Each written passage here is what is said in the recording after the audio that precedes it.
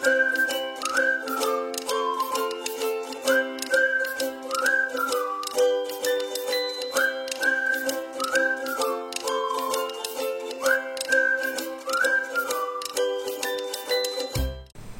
my guy, balik lagi sama Hendra. So video hari ini perihal ban mobil di Amerika.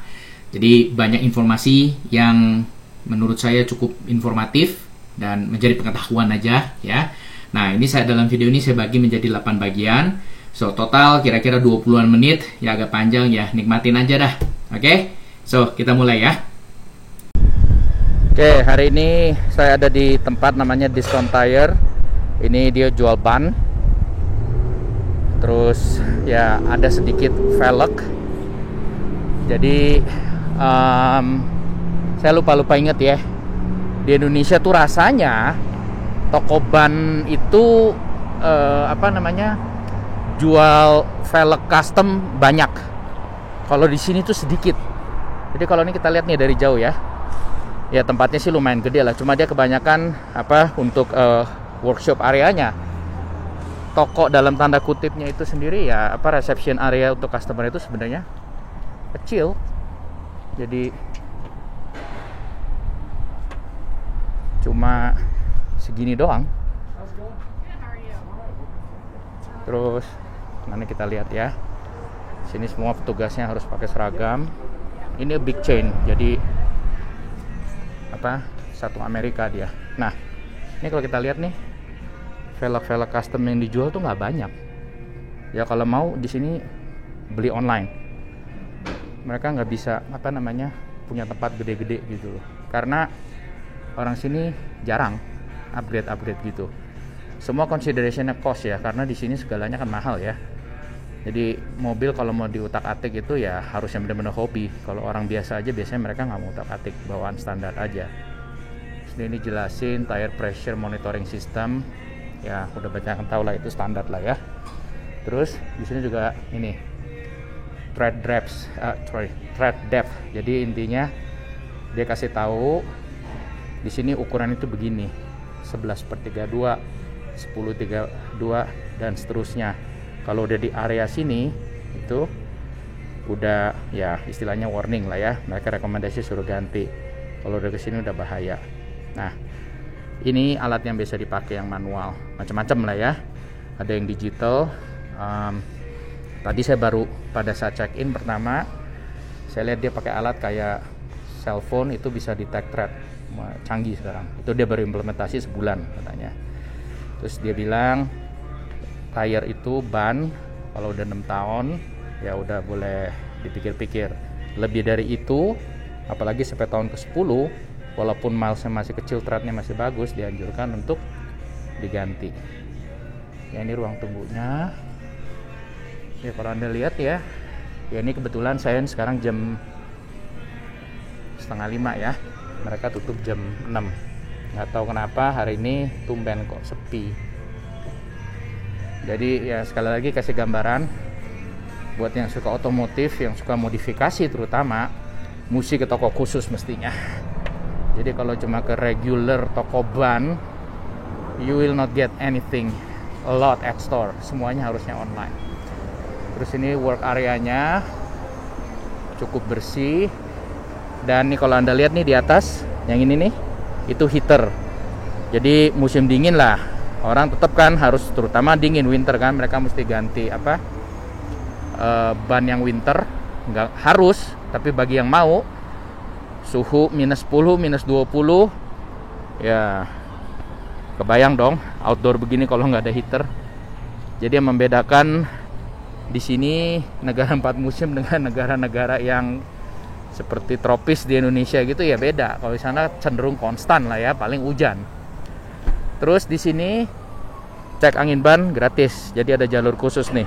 Masuk dari sana ke sini free air check. Kita nggak perlu beli sama dia.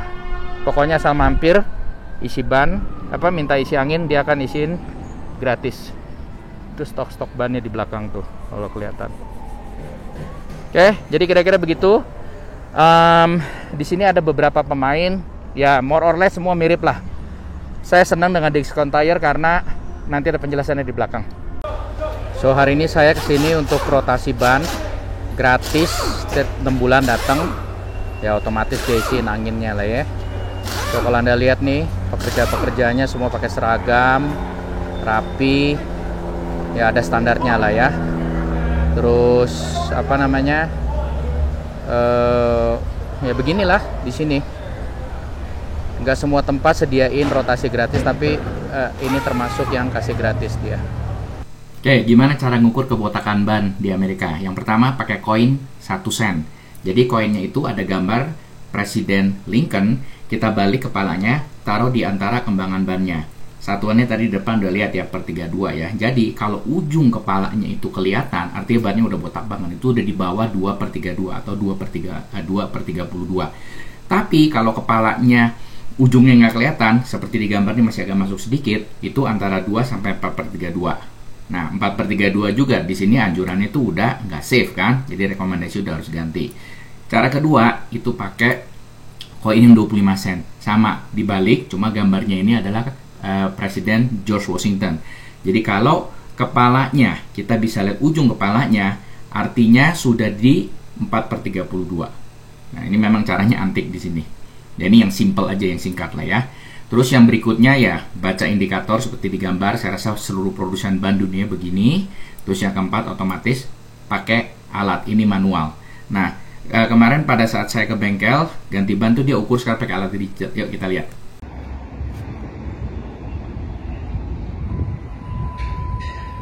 So it basically detects like the surface of it. Yeah, it's really neat. So I'm able to scan the tread depths here, and then also with this machine, it pulls up your whole account and everything. And whenever I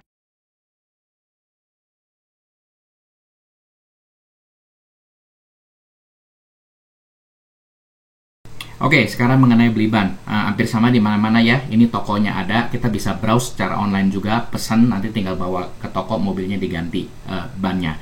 Jadi kita bisa pilih di sini berdasarkan size, lalu berdasarkan brand, pilihannya banyak. Nggak selalu semua merek ada, biasanya yang ada di store tuh yang umum ya. Ini saya pakai shop by vehicle dulu. Contohnya saya punya mobil yang Mazda CX-5 2016 CX yang Grand Touring all wheel drive. Nah, di sini bisa beli velg juga, ada paket juga. Kita ambil tires aja dulu yang gampang. Nah, saat video ini dibuat dia akan kalkulasi kira-kira masuk musim dingin 186 hari lagi. Saya mau beli winter tire atau enggak? Saya jawab no dulu. Nanti ada pembahasan mengenai winter tire atau ban pas musim dingin. Lalu di sini dia ada tulis lagi nih, kita perlu bantuan nggak? Atau kalau nggak ya udah, saya udah tahu apa yang saya mau beli. Terus saya cari yang promotion dulu deh. Oke. Nah, di sini keluar list seluruh ban yang lagi promosi. Westlake saya nggak pernah dengar, harganya agak relatif lebih murah. Nankang nggak pernah dengar. Nokian, well nggak pernah dengar juga. Yokohama pernah dengar. Terus Falcon pernah dengar. General nggak pernah dengar. So, jadi again, saya bukan orang otomotif, saya tahu yang umum-umum aja. Jadi terakhir saya beli itu merek Michelin. Kalau kita lihat di sini Michelin, yang saya beli itu adalah waktu itu Premier LTS. Oh, udah nggak ada sekarang barangnya. Jadi kalau Anda lihat nih, dia di sini ada kategorinya all season dan untuk performance. Terus ada lagi ini winter, terus performance. Kalau Anda lihat khusus winter, jadi ban ini memang didesain khusus untuk musim dingin. Selesai musim dingin dicabut, balikin lagi ke yang all season atau yang untuk ya non winter tires gitu loh. Nah, kita lihat sekarang yang all season dulu ya. Misalnya ini, nah ini khusus summer malah. Di sini ya gitu, terlalu banyak choices. Kadang-kadang kita bingung gitu. Nah, kita ambil yang ini dah, yang ada nih. Cross Climate 2, ini touring dan all season, barangnya Anda. Kalau kita lihat nih, harganya 1.241 kali 4, misalnya kita mau ganti 4 plus ongkos ganti plus biaya untuk dispose tire yang lama ya $1.000-an. Nggak murah memang di sini beli ban. Tapi garansinya itu 60.000 mile. Ya di kilometerin kira-kira 96.000. Jadi kita bisa lihat speknya di sini, bisa lihat kembangannya. Saya nggak terlalu partikular ya. Buat saya ya kalau memang kira-kira brandnya itu ya kayak Michelin kita udah tahu lah ya. Ya udah gitu loh. Pasti ada pro and con. Entah ada yang bilang oh ini jelek yang bagus Goodyear, oh ini jelek yang bagus Bridgestone. Itu sama aja kita beli mobil yang dibilang BMW lebih bagus, Audi lebih bagus, Mercedes lebih bagus, VW lebih bagus, nggak ada habisnya. Jadi tergantung apa yang kita percaya. Asal kita tahu itu merek bukan abal-abal dan kita mempercayakan keselamatan kita sama ban itu ya go ahead with it. Oke, kalau tadi yang all season, sekarang yang winter ya. Jadi saya pilih yes di sini. Nah, dia akan kasih pilihan ban-ban yang khusus untuk winter. Saya ambil 2 contoh ini. Ada yang pertama, kalau Anda lihat, yang namanya startable. Jadi bisa di start. Apa sih start? Nanti kita lihat. Yang kedua, yang sudah studded. Jadi itu aslinya artinya udah ada bawaan dari pabrik. Oke, kita kesini dulu. Ini saya kasih lihat yang studded dulu. Jadi ini merek Nokian HK Pelita tipenya ya. Nah, ini saya gedein gambarnya. Kalau lihat di sini nih, jadi ban winter itu nggak semua. Jadi sebenarnya ada 3. Ban winter yang hanya winter tire. Yang kedua, winter yang studdable. Yang ketiga, winter yang studded. Yang ini yang kita lihat yang studded. Jadi pabrikan udah pasang nih. Jadi dia bikin bolong-bolong tambahan, itu dikasih metal dalamnya. Ibaratnya tuh kayak sepatu orang yang sering daki gunung yang SS kayak Himalaya mungkin lah ya, yang sepatu bawahnya tuh ada kayak apa kayak durian itu loh, kayak tajam-tajam. Kira-kira begitu menurut saya sih. Jadi ini udah dipasangin sama pabrik. Jadi kalau kita lihat lagi nih yang full picture-nya tuh, bannya kira-kira kayak gini. Dari visual aja, physical kita udah tahu ini pasti winter tire. Saya bisa tahu ini winter tire enggaknya walaupun dia nggak ada studded, itu ngelihat dari samping. Kalau kita lihat dari samping nih, modelnya tuh agak apa ya, ya kayak kasar gitu ya. Itu udah ketahuan tuh pasti winter tire.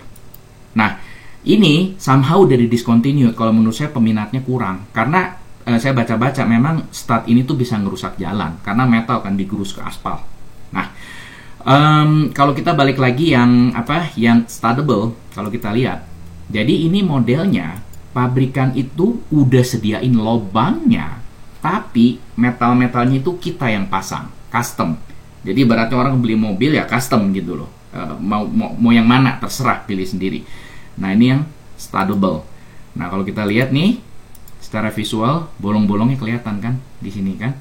Nah, saya juga nggak tahu jujur aja. Ternyata ada gitu loh. Jadi ada yang passenger, ada yang light truck, ininya macam-macam ukurannya. Ya, untuk yang memang extreme case, yang truck trailer dan segala macam, yang sering transport kontainer dan segala macam lewat di area yang snow-nya tebel, pegunungan, ya mereka mestinya lebih ngerti lah ya. Jadi ini ada jenisnya. Terus ini semua pasti ada perhitungannya, ada fungsinya untuk apa. Ini kan brilliant, oval, fan, whatever, saya nggak ngerti. Jadi cuma mau kasih lihat aja bahwa ada barang kayak begini gitu loh. Nah, ini kalau kita lihat nih, malah yang off-road truck itu dia harus model kayak baut gitu, jadi kayak dimasuk. Ini bener-bener cengkraman itu lebih padat gitu loh. Nah, di Amerika itu ini yang model studded maupun studdable itu tidak semuanya itu legal. Kalau Anda lihat nih dari peta ini, saya gedein sedikit ya. Jadi yang warna hitam ini itu nggak boleh. Contohnya Minnesota, padahal di sana kalau lagi dingin tuh gila-gilaan itu. Snow juga tebal, Wisconsin juga sama, Michigan juga sama. Tapi yang hijau, kalau kita lihat nih, Colorado termasuk, itu metal studs permitted. Kalau yang biru, metal boleh tapi dengan restriction, mungkin area tertentu. Jadi saya juga nggak tahu kenapa bisa begitu. Yang di AL nih, malah dia rubber doang, nggak boleh pakai yang metal. Jadi semua tergantung aturan di state masing-masing. Ya udah ada bayangan ya, ban di sini lebih complicated, nggak seperti di negara tropis. Ban is ban, ya udah selesai gitu. Di sini nggak. Kalau yang nggak ada bayangan ya, kayak gini nih kira-kira nih. Kalau mobil yang slip, dia boleh pakai winter tire, tapi nggak studded misalnya ya, atau studdable karena terlalu licin. Di bawah ini udah terbentuk satu lapisan es, istilahnya di sini black ice.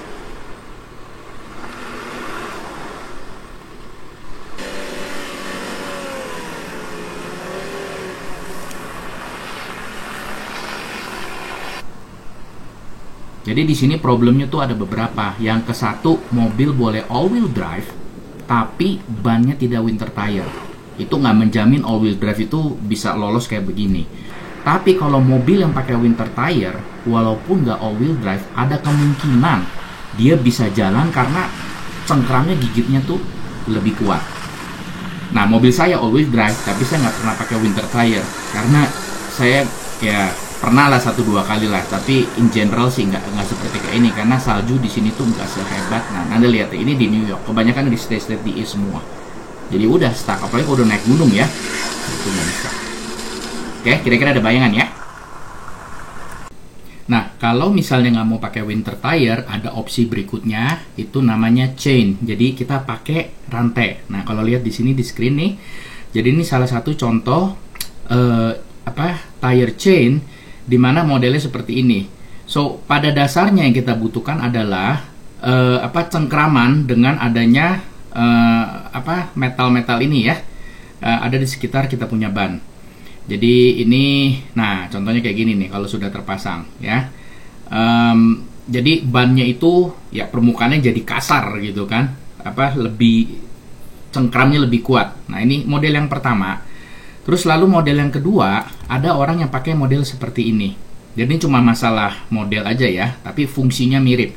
Kalau kita lihat ini paket, dia ada tasnya, ada sarung tangannya semua. Terus kira-kira begini jadinya. Nah, jadi ini rantainya bener-bener model rantai seperti yang kita kenal. Nah, itu taruh di ban kita yang dikunci di velg. Lalu yang berikutnya, ini modelnya bahannya nylon. Jadi, ya bisa dibayangin ya. Jadi dia sama, modelnya dicepit di kita punya, velg. Lalu permukaan bannya itu jadi ada kayak gerigi-geriginya. Nah, ini semua add-on yang kita bisa pasang pada saat dibutuhkan. Nah, masalahnya kan nggak semua orang suka model kayak begini ya. Kesatu repot karena kita nggak bisa pasang ini kalau misalnya walaupun dingin nggak salju kita pasang, kita jalan jadi nggak enak, pasti ada sedikit kayak jegluk gitu loh, terutama yang rantai ya. Terus yang kedua, ini ya mesti diakui, apalagi model pertama tadi ya, yang model rantai itu bisa ngerusak kita punya velg. Apalagi untuk mobil-mobil yang udah pakai diceperin, modifikasi, dia punya bannya yang tipis, dan biasanya pakai velg-velg mahal karena orang-orang kayak seperti itu biasanya mereka nggak mau pakai begini. Terus pilihan lainnya ya seperti ini, modelnya kurang lebih mirip sama yang nomor 2 tadi, tapi dia ini rantainya diputer di sekitar permukaan ban aja, jadi nggak mengunci ke dia punya velgnya. So ini hanya pilihan, jadi tergantung pemiliknya mau seperti apa. Saya hampir 11 tahun di sini, mobil saya dua-duanya all-wheel drive. Saya tidak pernah pakai winter tire, so far so good, oke-oke aja. Bahkan sampai saya ke gunung pun nggak masalah. Tapi ada di beberapa spot yang memang sudah terlalu licin, bawahnya tuh udah benar-benar terbentuk satu lapisan es, itu udah nggak ada obatnya, memang harus pakai yang seperti gini, yang studded atau pakai yang model chain. Oke, sekarang mengenai all-wheel drive, 4-wheel drive atau 4x4. Kalau penggerak depan, penggerak belakang udah umum lah ya, seperti yang di Indonesia kan. Jadi, mobil all-wheel drive terutama itu banyak dijual di negara yang punya 4 musim. Dan tergantung state juga, kayak sekarang di Colorado ini, di mana saya berada itu kan ada winter, ada salju, jadi mobil EWD itu lebih laku. Karena secara harga lebih mahal sedikit ketimbang yang front atau rear. Tapi, kalau misalnya sambil contoh di Florida gitu ya, mobil EWD itu kurang. Jadi yang nggak ada salju, ngapain orang beli kayak gini kan? Nggak kepake juga gitu loh. Jadi all-wheel drive ini apa? Jadi sesuai namanya itu adalah mobil yang 4-4-nya itu digerakin gitu loh. Nah, dia itu konon membantu traksi untuk akselerasi di permukaan yang licin, handlingnya lebih baik, dan mengurangi kemungkinan nyangkut di es, di salju maksudnya pada saat winter. Tapi itu nggak selalu benar, tergantung tebelnya es, permukaannya udah kayak jadi saljunya, atau permukaannya udah jadi es batu atau belum, itu kan lain cerita kan. Jadi dia bilang reduce likelihood, jadi nggak guaranteed 100% gitu loh. Nah, kalau di situasi yang licin, yang hanya penggerak depan atau belakang, itu mobilnya ya spinning seperti video yang Anda lihat sebelumnya kan. Tapi kalau all-wheel drive ini kemungkinannya bisa bantu untuk gerakin ke depan gitu, untuk maju gitu. Nah, yang paling kunci utama beda di sini, all-wheel drive itu decision free, artinya semuanya itu jalan otomatis, nggak ada manusia yang perlu pencet-pencet gitu, semuanya udah auto karena memang pakai komputer semua kan. Selalu on, selalu aktif, dan selalu bekerja. Dan ini bisa ditemukan pada mobil-mobil yang pada umumnya sedan, crossover, SUV, bahkan SUV yang besar, bahkan truk pun itu ada yang pakai EWD. Tentu bukan untuk daerah yang ekstrim ya kondisi jalannya. Jadi itu EWD. Nah, yang kedua itu 4-wheel drive. Nah, ini yang real 4-wheel drive. Nah, kalau Anda lihat nih contohnya nih gambar, ini Toyota Tundra kalau nggak salah gede nih ya. Jadi dia bilang 4-wheel drive itu atau 4x4 goalnya itu sama seperti AWD. Bedanya untuk menggunakan ini itu biasanya pengemudinya yang harus nyalain. Jadi kalau kita lihat nih contohnya gambar ini nih ya, ini contoh Jeep nih ya. Jadi ada tuasnya nih, satu transmisi, satu lagi untuk si 4x4 atau 4-wheel drive-nya. Saya pernah bawa mobil ini di California dari rental car di jalan tol biasa sih, nggak licin, nggak hujan, nggak apa, boro-boro ada salju juga di sana kan. Jadi saya sempat coba dari parkiran, saya mainin, memang canggih sih, semuanya udah fully elektronik juga. Dan saya berasa jauh lebih berat kalau saya gerakin 4x4-nya, terus yang depan doang, yang belakang doang, macem-macem itu. Sempat coba main-main juga saya. Tapi saya nggak pernah bawa ini di memang daerah yang untuk off-road atau bukit-bukit seperti di Bromo gitu. Makanya pakai Jeep semua di sana kan, atau Toyota Land Cruiser, karena memang medannya yang berat. Oke. Nah, jadi 4-wheel drive itu basically sama dengan AWD, karena bedanya itu di sini in general ya dipakai di mobil yang lebih besar, dan memang mobil ini dirancang untuk off-road, dan harganya lebih mahal lagi. Oke, sekarang perkara ban serep. Jadi ban serep di sini kalau kita lihat nih ya, itu model velgnya tidak sama dengan aslinya. Nah, ini saya taruh samping nih, side by side. Jadi ini ban serep, ini ban aslinya. Nah, di sini itu ukurannya adalah 225/55 R19, ring 19 ini bawaan aslinya. Ban serepnya itu dikasih yang 145/90 D16. Jadi dia juga tulis di sini temporary use only, mereknya Yokohama. Terus dia bilang suruh inflate sampai 420 kp atau 60 psi. Nah, kalau kita lihat nih, bannya memang lebih kecil kan, kelihatan dari sini tuh, diameternya udah beda. Jadi memang di sini gitu tujuannya supaya orang segera ganti dengan ban yang ukuran aslinya. Nah, dengan pakai ban ini speednya nggak boleh kenceng-kenceng. Saya lupa ingat, kalau nggak salah 40 atau 50 miles per hour. Nanti kita lihat lah.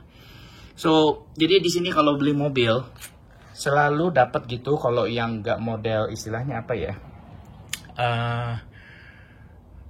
Run flat tire kayak BMW, setahu saya ada itu. Kalau nggak run flat tire dapatnya kayak gini. Nah, ini mobil saya satu lagi, Nissan Rogue, sama persis. Pokoknya ban serepnya kayak gini. Nah, sekarang mengenai Colorado Traction Law. Jadi ini apa nih? Tahun 2019, gubernur kita namanya Jared Polis, dia bikin hukum baru, pokoknya untuk daerah tertentu, section tertentu, dia bilang I-70 ya, dari September sampai Mei. Tiap tahun nih ya. Jadi I-70 itu adalah jalan, boleh bilang jalan tol lah, ada di sisi barat, itu jalan yang menuju ke resort-resort ski. Karena Colorado terkenal sekali dengan resort ski, terus penginapan, terus villa dan segala macam di sana. Itu jalan pegunungan, nanjak, dan ya nggak lebar, karena memang berapa puluh tahun yang lalu kan nggak nyangka kalau trafficnya bakal sehebat ini kan. Jadi memang udah nggak ada room lagi untuk expansion. Jadi kalau mau bangun pun lebarin jalan, harus hancurin gunung segala macam ya. Ke satu efeknya lingkungan, kedua biaya, terus saya nggak kebayang macetnya nggak apa pada saat pembangunan. Karena I-70 ini musim panas macet, musim dingin juga macet. Jadi boleh bilang selalu macet all year round gitu loh. Nah, khusus untuk musim dingin, dia bilang peraturannya itu diperketat sekarang. Jadi dari daerah between Dotsero dan Morrison itu ini berlaku ya. Jadi segmen tertentu.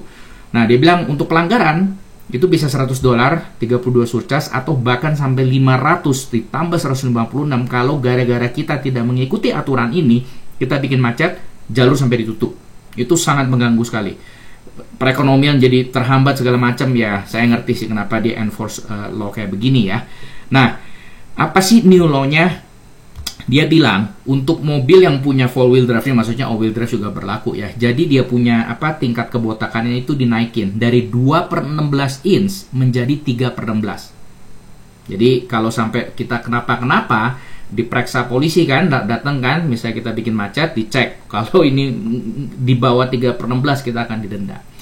Lalu yang kedua, dia bilang semua pengendara itu harus mengikuti ini. Untuk all-wheel drive atau four-wheel drive, tadi udah dibahas ya bedanya ya, itu harus 3/16 ketabalannya.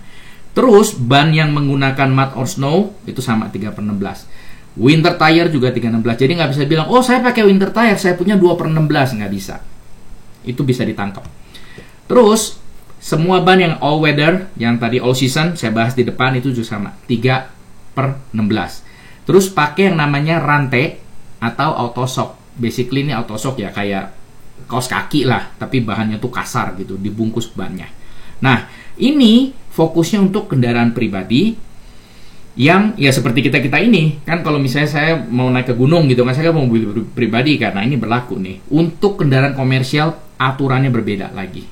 Oke. Jadi ini di Colorado, saya yakin di state lain juga ada aturan-aturan sejenis, cuma bedanya karena kita di sini pegunungan, bukit-bukit, jadi kalau sampai terjadi ya kita mobil kita ini nggak bisa jalan gara-gara nggak memenuhi syarat ini, itu bikin macet kan, bikin kacau. Jadi intinya kita ini mengganggu ketertiban dan kenyamanan umum.